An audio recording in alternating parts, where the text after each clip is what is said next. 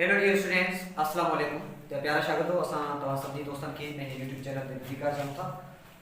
तो दोस्तों अॼु जो असांजो टॉपिक आहे वर्ब ऐं वर्ब खे सिंधी में चइबो आहे फाइल।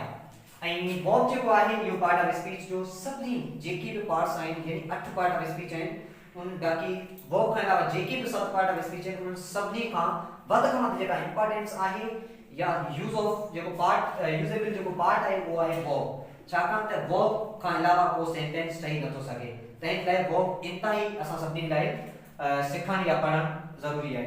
तो वर्ब जी डेफिनेशंस इहा आहे त verb shows an action, verb show an action, action यानी कम, verb show an action of any noun और प्रोनाउन। तो वर्ब छा थो करे कंहिं बि नाउन ऐं प्रोनाउन, प्रोनाउन यानी ज़मीर, नाउन यानी किस्म। तो वर्ब छा थो करे को फाइल छा थो करे के इसम या ज़मीर जे ज़मीर जो कम ॾेखारे थो पियो जो को बि कम कोन्हे।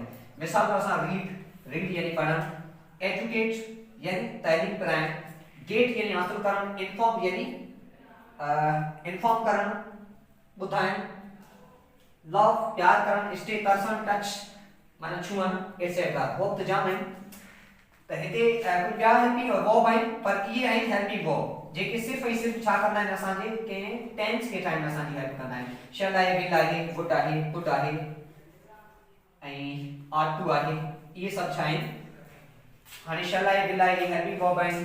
वुड जेको आहे मॉडल वर्ब आहे, पुट जेका मॉडल वर्ब आहे, आर टू आहे इहो मॉडल वर्ब आहे। त असांजो जेको अॼु जो मेनली जेका फोकस आहे या जेको टारगेट आहे उहो आहे वर्ब। त वर्ब छा थो करे के नाउन ऐं प्रोनाउन जो कम ॾेखारे थो। वर्ब जो सिर्फ़ ऐं सिर्फ़ इहो ई कमु आहे। मिसाल तौर आहे दौलत रीड्स न्यूज़पेपर। त दौलत ॾिसो चाहे हिकिड़ो नाउन आहे, दौलत छा आहे हिकिड़ो नाउन आहे। त दौलत रीड्स न्यूज़पेपर यानी दौलत अखबार पढ़े थो।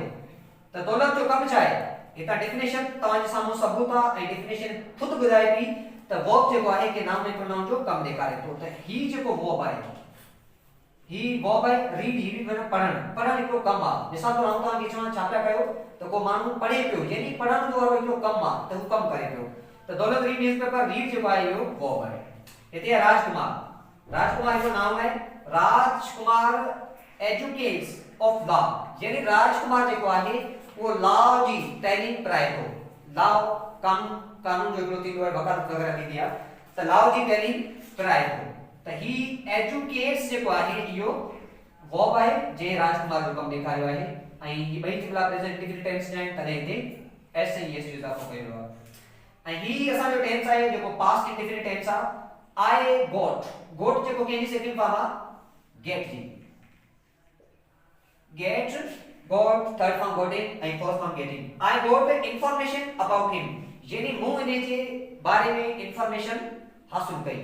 अहिड़े हवाले सां हर वर्ब जेको हूंदो आहे उहो जुमले में सिर्फ़ ऐं सिर्फ़ के नाउन ऐं प्रोनाउन जो कमु ॾेखारे थो। रीड दौलत नाउन, एजुकेट वर्ब आहे राजकुमार ऐं गोट जेको आहे हिते प्रोनाउन जो कमु ॾेखारे थो। त दोस्तों अहिड़े हवाले सां को बि वर्ब जेको हूंदो आहे उहो नाउन ऐं प्रोनाउन जो कमु ॾेखारे थो। आई होप तव्हांखे वीडियो सुठो लॻो हूंदो।